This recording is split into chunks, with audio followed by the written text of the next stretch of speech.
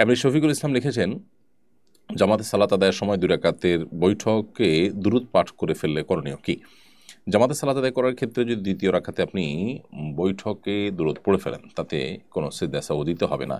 কারণ প্রথমত এই নামাজে অর্থাৎ জামাতবদ্ধ নামাজে ইমাম সাহেবের যে আপনি অনুসরণ করছেন, সেখানে আপনার আলাদা করে কোনো সিজদা সাহু আপনার উপর প্রযোজ্য হয় না। আপনি একাকী নামাজ পড়তেন, তাহলে সেক্ষেত্রে দ্বিতীয় রাকাতে যদি আপনি জোহরের নামাজে ধরা যাক যে আপনি দুরূদ পড়ে ফেলেছেন, তাহলে সেক্ষেত্রে আপনাকে শেষে সিজদা সাহু দেওয়ার প্রয়োজন হতো।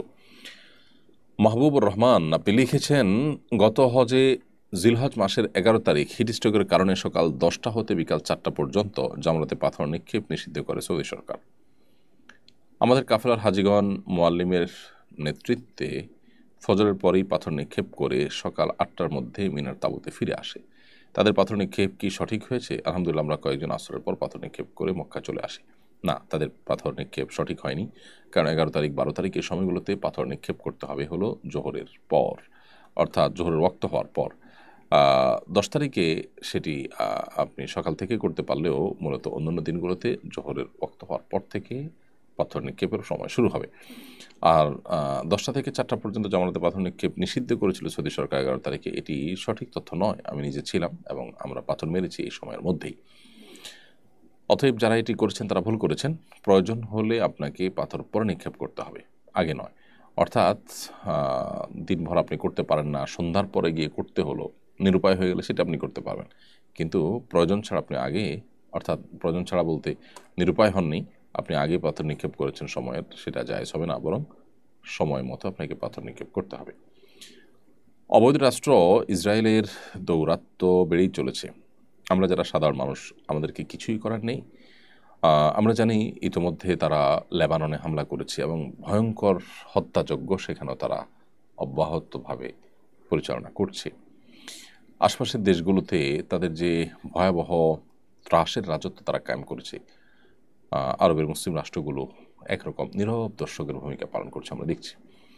সমস্ত মুসলিম রাষ্ট্রগুলো যদি সক্রিয় ভূমিকা রাখতো, সবাই যদি দায়িত্বশীল ভূমিকা রাখতো, তাহলে অনেক আগেই কিন্তু তাদের এই দৌরাত্ম্যকে থামানো যেত। সাধারণ মানুষ হিসাবে আমরা আমাদের জায়গা থেকে অনবরত তাদের বিরুদ্ধে প্রতিবাদকে অব্যাহত রাখা এবং শক্তিশালী একটি ভূমিকা তাদেরকে থামানোর জন্য তাদের পণ্য বয়কট করা, সেটি আমাদের অব্যাহত রাখতে হবে খুব ভালোভাবে। আমরা যদি পণ্য বয়কটটাকে খুব জোরে সোরে অব্যাহত রাখতে পারি, আশা করা যায় যে তাদের উপরে অনেকটা প্রভাব পণ্য বয়কটের কারণে হয়েছে। তাদের পণ্যগুলো গোটা বিশ্বে যদি আমরা বয়কট করা শুরু করি, প্রত্যেক মানবতাবাদী মানুষ অন্য ধর্মাবলম্বীদেরকেও যদি উৎসাহিত করে, নিজেরাও যদি সেটাকে মেনে চলি, তাহলে সেক্ষেত্রে অনেকটাই তারা কোণঠাসা হবে এবং এই অস্ত্রটা আমাদের হাতে অনেক বড় অস্ত্র, যেটা আর সুদূর প্রসারী ফসল আমরা পাবো যদি আমরা সঠিকভাবে এটাকে ইমপ্লিমেন্ট করতে পারি। দুঃখজনক হলো আমরা অনেকেই সেটা সাময়িক সময়ের জন্য বর্জন করলো, আবার আমরা যে সে হয়ে যাই এবং অনেকটা হেয়ালিপনা, অনেকটা বেখেয়ালি এবং খামখেয়ালি হয়ে মানে কাজ করি আমরা, অর্থাৎ খামখেয়ালি হয়ে পড়ি